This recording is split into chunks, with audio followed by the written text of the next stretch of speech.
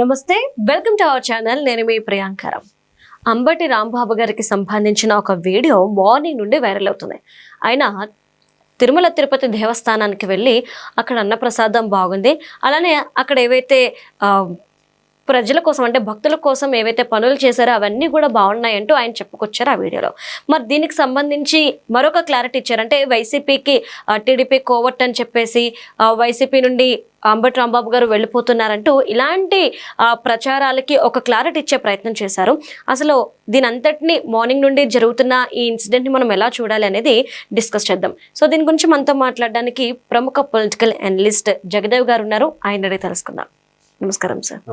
Sir, morning Ambati Rambabu గారికి సంబంధించి ఆయన టీడీపీలోకి అంటే కూటమిలోకో పవన్ కళ్యాణ్ గారి పార్టీలోకి రాబోతున్నారు, వైసీపీకి బాయ్ బాయ్ చెప్తున్నారు, అందుకోసమే ఇలాంటి ఒక వీడియో ఆయన రిలీజ్ చేశారు అని చెప్పేసి ఒక ప్రచారం జరిగింది.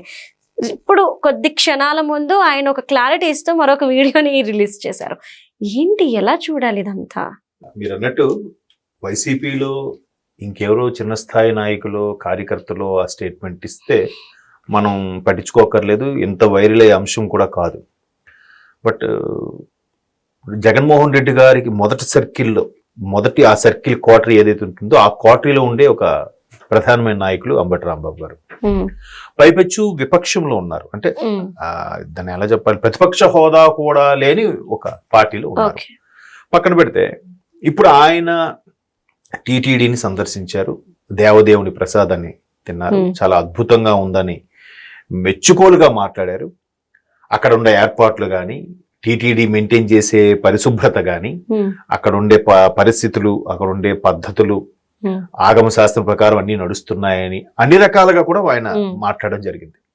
అయితే ఇక్కడ విపక్షంలో ఉన్న వ్యక్తి అధికార పక్షం ఉన్నప్పుడు ఏదైతే దేవాలయాలని కానీ లేదంటే కార్యాలయాలను కానీ సందర్శించినప్పుడు అక్కడ ఎంత బాగున్నా, అంత తెల్లకాగితంలాగా తెల్లగా ఉన్నా ఎక్కడుంది ఆ చిన్న మచ్చ ఎక్కడుంది, మచ్చ ఎక్కడుందని వెతికే ప్రయత్నమే చేస్తారు. దట్టు అంబటి రాంబాబు గారు చెప్పానుగా, ఆ క్వార్టరీలో ఫస్ట్ సర్కిల్ ఉన్న వ్యక్తి. అంటే 19లో 151 మంది ఎమ్మెల్యేలు గెలుచుకున్న జగన్మోహన్ రెడ్డి గారు మిగతా 140 మంది ఎక్కడున్నారో, ఎలా ఉన్నారో, ఏం చేస్తుంటారో ఎవరికి తెలియదు. వాళ్ళు ఏ వ్యాపారాలు చేసుకుంటారో, ఏ పార్టీ వైపు ఉన్నారో, అసలు ప్రజల్లో తిరుగుతారో లేదో కూడా తెలియదు. ఈ 10 మంది ఎవరైతే ఉన్నారో, ఏది అంబటి గారు, పేర్ని గారు, కొడాలి గారు, రోజా గారు, అనిల్ కుమార్, అమర్నాథ్, వీళ్ళందరూ, ఈ 10 మందిలో అంబటి గారు ఒకరు కదా.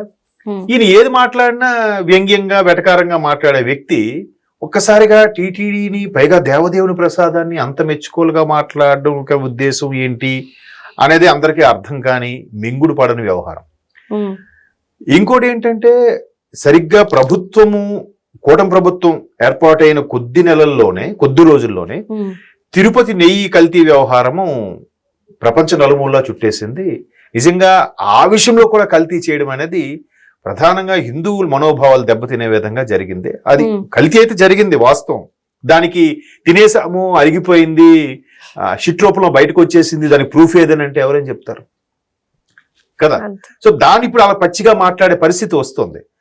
కాకపోతే జరిగింది ఎందుకు మరి? ఎప్పుడు ఆ నందిని వాళ్ళకి ఇచ్చే నెయ్యిని తెప్పించుకునే పరిస్థితుల్లో ఇక్కడ నుంచి హర్యానా నుంచి చెన్నై నుంచి మళ్ళీ తిరుపతి అవుట్కట్స్ నుంచి కొండ మీదకి ఇన్ని చేతులు మారే విధంగా నెయ్యిని ఎందుకు సప్లై చేయించుకోవాలి?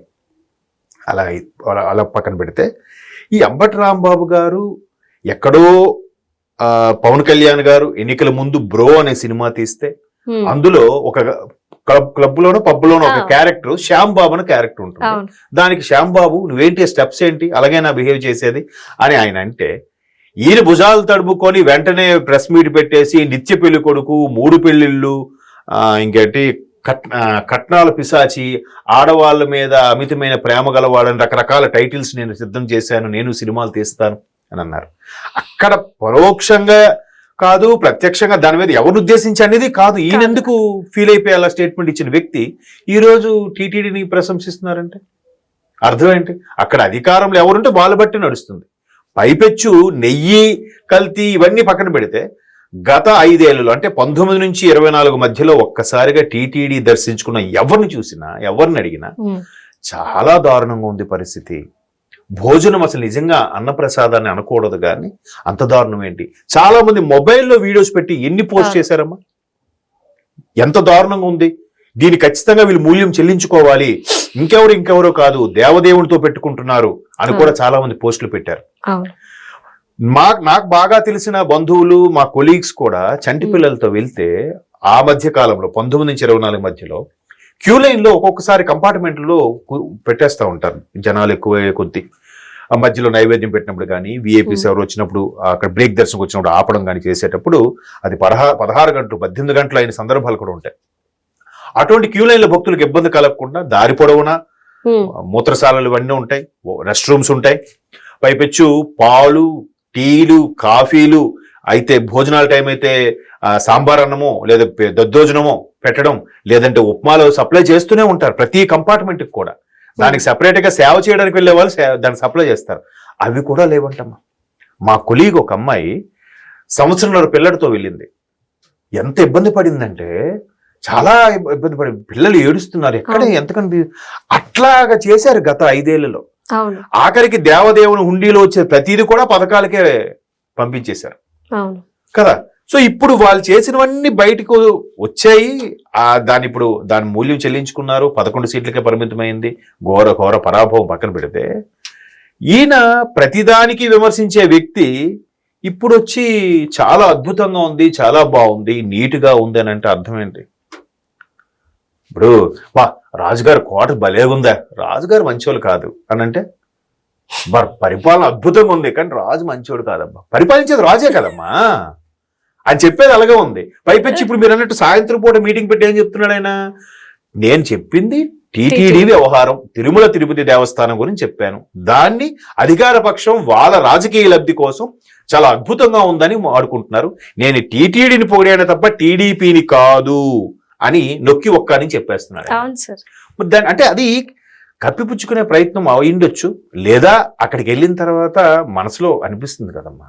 ఇప్పుడు నా మిత్రుడు ఒకడు ఉన్నాడమ్మా, వాడు ఒక గ్రామానికి సర్పంచ్. వాడికి తెలుసు గత ప్రభుత్వంలో ఎలా జరిగింది, ఇప్పుడు ఎలా జరుగుతుంది ఏంటని.